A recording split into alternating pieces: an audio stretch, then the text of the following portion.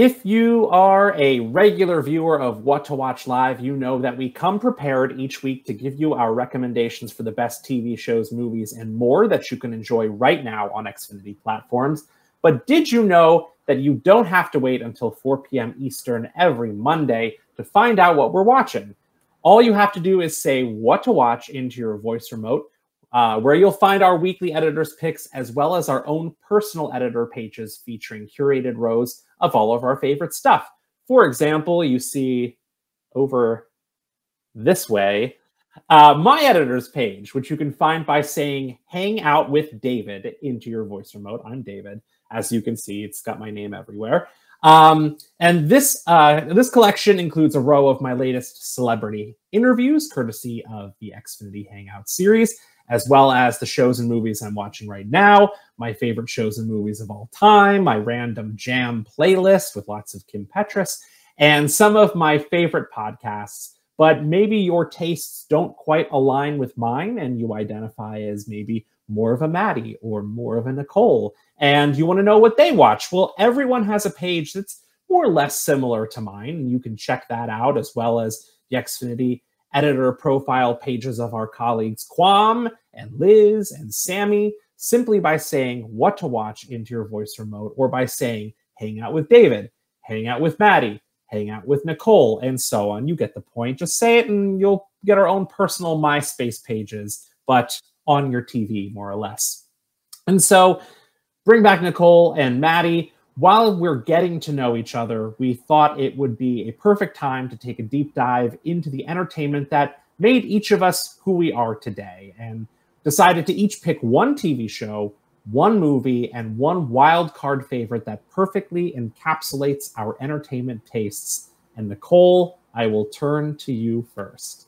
Awesome. Thanks, David. All right. I am going to start us off with a classic, Death Becomes Her. This has been one of my favorite movies since I was a kid. 1992 dark comedy directed by Robert Zemeckis, starring Meryl Streep, Goldie Hawn, and Bruce Willis. Basically, it's about two rivals who have just been frenemies for decades, constantly hurting each other, competing in looks, boyfriends, jobs, etc., until one day they stumble upon the elixir of life, aka Fountain of Youth. So, you know, it's offered by none other than Isabella Rossellini, which is great. And at first it seems like the answer to all their problems, but soon they realize how miserable an eternal life will be. It sounds dark, but it's actually really funny. And I always recommend it to people. So definitely a must watch. All right, second one should be no surprise to anyone. It's currently airing What We Do in the Shadows, one of the best TV shows on TV right now. And Taika Waititi has expanded on his 2014 movie with a new cast with the same humor. It's a mockumentary-style comedy show about vampires living in Long Island. They're all narcissistic, kind of chaotic, but somehow they manage to live in a modern-day world, mostly thanks to their familiar Guillermo, who's my favorite character. And this comedy is just, it's amazing with so many iconic lines and takeaways. Because of the show, I call my brother an energy vampire. It's just the perfect description. Sorry, Core. But I mean, that's never going to go away.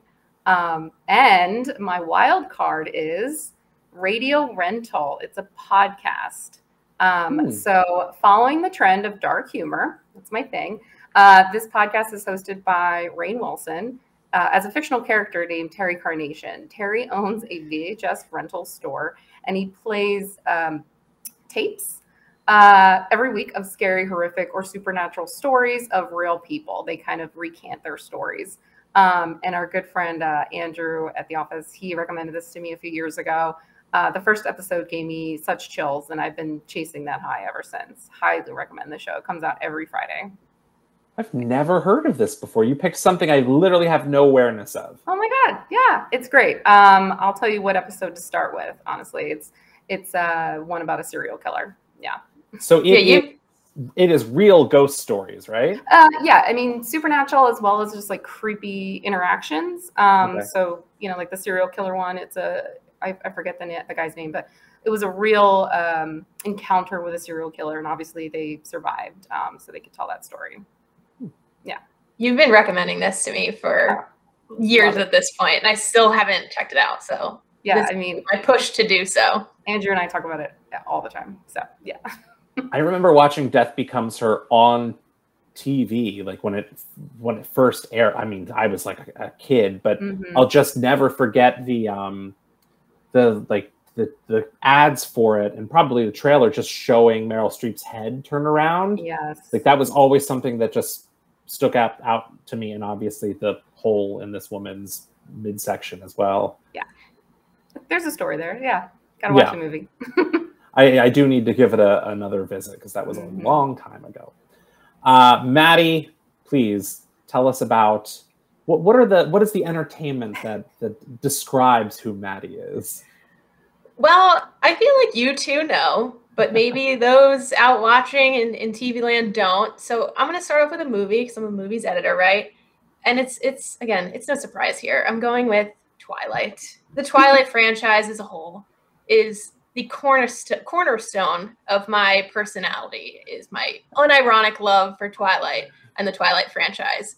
I could write a thesis on how Twilight has contributed more to the cultural zeitgeist and meme economy than like any other late 2000s, early 2010s franchise. I will fight to the death for this franchise. And I'll take down all other franchises in my path. So Nicole did a little recap. I don't need to talk about the plots of these movies. We all know what's going on in Twilight. But no other sci-fi, fantasy, teen franchise has turned its unknown leads into critically acclaimed megastars. Hunger Games did it too, but only with J-Law. I don't think anyone cares so much about the other two guys in that movie. So it started with Robert Pattinson, who went from franchise heartthrob to indie darling, starring in a few of the most well-received indie movies of the decade, to being freaking Batman in a comic book movie that people actually loved. Very few of those coming out anymore. And how can I forget Oscar-nominated Kristen Stewart? Need I say more? And she got absolutely robbed of the Oscar that year for her portrayal of Princess Diana. So I just wanted to add that in. So I'm going to stop there before I start getting too passionate about Twilight. And I love that it's had a total renaissance period during COVID, or at least in the social media platforms that I use. It seems that other people are watching Twilight just as much as they did back in 2008 when it came out. I laugh every single time I see that video or photo of Taylor Lautner nuzzling Kristen Stewart in the bodysuit before they added the special effects. It is one of my favorite memes. Yeah, and it's the CGI in that movie is pretty good. Like, I think so. I think the wolves look great. So if you're a special effects kind of guy, check out Twilight New Moon because the werewolves are looking fabulous. Next for my TV show, we're going with The Sopranos. I caught up on The Sopranos later in life, and the reason I'm putting it in here is because it laid the groundwork for most of the great drama series to come. Like before The Sopranos, people were watching Law and Order and like taking it seriously. No shade, but that to me is like a throw on in the background show. The Sopranos took drama television and made it challenging, thoughtful, brutal at times, and unmissable. Breaking Bad doesn't exist without it. Succession doesn't exist without it. Even shows like The Bear, I don't think would exist if The Sopranos didn't pave the way for this kind of television. So I think it's absolutely crucial for any lover of TV to watch this show because you can see how much it impacted all of our favorite series that are airing today. So that series is very important to me. Also because it takes place in Jersey. I'm a Jersey girl, so I love Tony, one of my favorite TV characters of all time. And then finally, to round out the cornerstone of my entertainment love, I wanted to touch on music. And obviously, I had to talk about Queen Bee herself, Beyonce. Now, I'm just using her album Lemonade as a vessel to talk about her since it is my favorite album of hers, but it's very close between, frankly, all of them.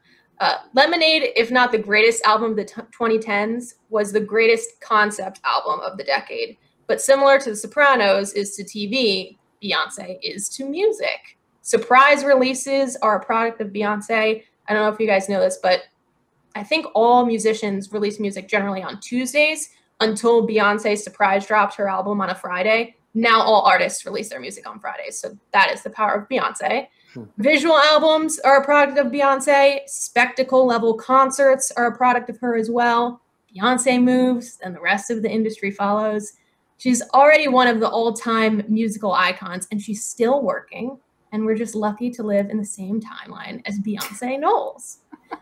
So those are my three cornerstones, my entertainment personality. I am so passionate about all three of those things, and probably be fighting the war until I'm in my elderly years.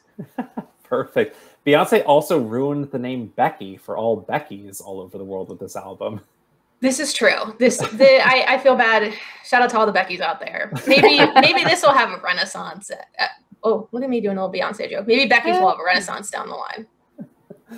Perfect. Love these three picks. Thanks, Maddie. Yep. And Nicole, anything you want to add quick? Just say, what a complicated mix, Maddie. I mean, you're all over the place. I mean, you know how I feel about Twilight, but I won't even comment on that. But the rest I agree with 100%. I'm a layered individual. I got a lot of different genres, things that I like. That's why I had to include them all. I love it.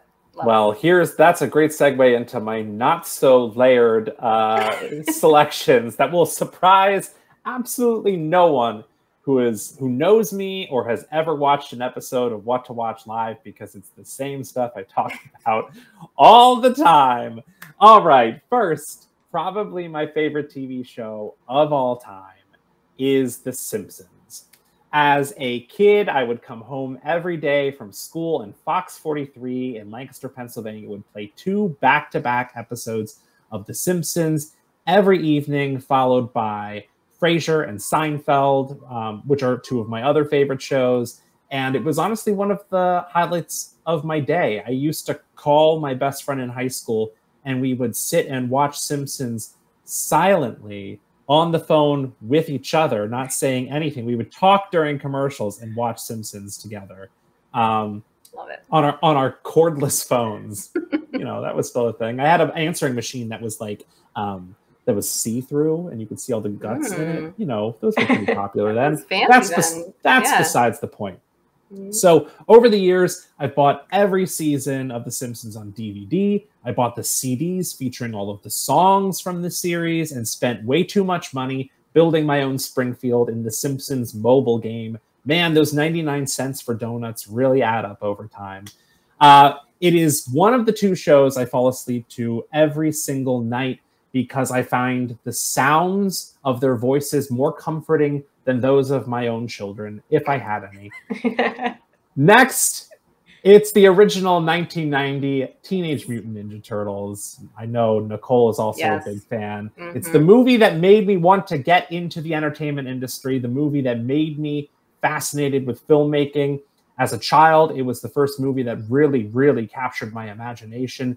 Seeing characters that I enjoyed as cartoons on TV come to life on the big screen in live action was just like, my little kid brain couldn't fathom it. I was 6 at the time. I could see the texture of their scaly turtle bodies. I could see the tears well up in Splinter's giant rodent eyes. It was just unreal. It was magical and wonderful, and it is my own personal Citizen Kane. And finally, it will come as probably no surprise to everyone that I chose as my wild card the very first WWF pay-per-view I was ever allowed to purchase for just $29.99 from Comcast, the 1994 Royal Rumble, which aired exactly 1 week before my 10th birthday and began an annual tradition of watching the Royal Rumble as part of my birthday festivities because it's always the last week of January. The 1994 Royal Rumble absolutely ignited my love for professional wrestling, largely because of one match, the casket match between The Undertaker and Yokozuna. The Undertaker and his manager Paul Bearer built a special double-deep, double-wide casket to contain the 6'4", 600-pound body of Yokozuna, but the man from the land of the rising sun and his manager, Mr. Fuji, recruited nearly a dozen wrestlers to interfere in the match and help Yokozuna stuff the Phenom in his own wooden box.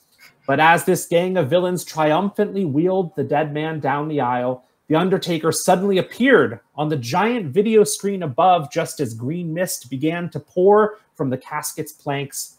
He announced that the spirit of The Undertaker could not be extinguished and vowed that soon all mankind would witness the rebirth of The Undertaker. Just then, lightning struck the video screen, and The Undertaker miraculously ascended from its digital confines and soared into the air high above the crowd at the Providence Civic Center in Rhode Island, and I have loved professional wrestling ever since. That was lovely. I felt like I was there. That was lovely. I feel like if that's on VHS, that's like written on the back of the box. Yes. It is so good and so cheesy and so dumb at the same time. But as like a kid at 10 years old, it was like, he was in the box and now he's there and now he's floating up. And it was just a body double, but it was so cool. Yeah. And I was all in from that moment. So I have not heard the name Yokozuna in years, by the way. That just sparked a memory. Yeah. I mean, as with most professional wrestling of that time, it's problematic in the sense that Yokozuna played a Japanese sumo wrestler, but he was Samoan and like not Japanese. Right. Like there were a lot of Samoans who played Japanese or Italian. And Italians that played, there was a Chief J. Strongbow, a really famous professional wrestler from way back in the day who was a Native American, he was an Italian guy. Real, not great, but besides the point. Yeah. What are you going to do? It's the 90s, right? I got a Simpsons question for you. Yes. So my parents used to watch The Simpsons, always had it on, but sometimes they would make me leave the room because I think it could be a little spicy for a kid my age. But anyway, have you ridden the ride at Universal Studios in Florida? So I did everything at that Simpsons land except for the ride because the line was too long because I waited and spent too much time eating at Krusty Burger and getting a giant donut from Lard Lads and going into the Quickie Mart and buying a Bort keychain, which is a real funny inside joke if you watch the show, because Bart is in the gift shop at an amusement park looking for Bart, and he goes, Bert? And he goes, Bort? And he says, who is Bort? And then a little boy comes along and he goes, it's a Bort keychain. And the mother says, come along, Bort. I'm butchering this joke. It's not funny when I do it. I don't know why I'm even trying. Anyway, I did all of that and waited too long, and the line got too long, and I wasn't able to go on. See, it's kind of a link between Nicole and David there, because Nicole, I know you're a big Back to the Future girl, but they replaced the Back to the Future ride with the Simpsons ride, and that was maybe one of the worst theme park atrocities that have ever happened, because that Back to the Future ride was so iconic and like, I don't know, I think it was very advanced for its time. And then when they brought in the Simpson ride, that was like a migraine waiting to happen. The whiplash that you got from visiting that ride had always put for a while the Simpsons a little sour taste in my mouth. But I think now that it's on, what season is it at this point? Like season 40 or something? Oh, yeah. Yeah. I think I have removed those unfavorable memories in my mind, and we'll learn to love it again. I'm realizing here you can even see I've got a vintage. I got it from an antique, or like a flea market or something. It's in original in-box 1989 Bart Simpson doll there. Classic. Yeah, I'm obsessed. And it's interesting you say that about how long it's been on, Maddie. I saw an article the other day from like Rolling Stone or one of those outlets that said The Simpsons is good again. Like apparently we've come around to The Simpsons being in and having quality writing, whereas I think for maybe the last 10 years or more, it's really lacked. But Simpsons, like seasons 5 through 10 are like some of the best TV ever made. Like the Conan O'Brien years when he wrote for that. Man, iconic. Not a single miss. Every episode's a hit. Yeah, totally agree. 35 comes out this fall, says Brad, our producer. Thanks, Brad. Yeah, that's a lot of episodes. Anyway, that's us. That's me, and that's us. And, you can check out more of what we love. You can see our editors' picks, our editor profiles, all the TV shows and movies we just talked about, so much more. And it's all in one place. Just say what to watch into your Xfinity voice remote.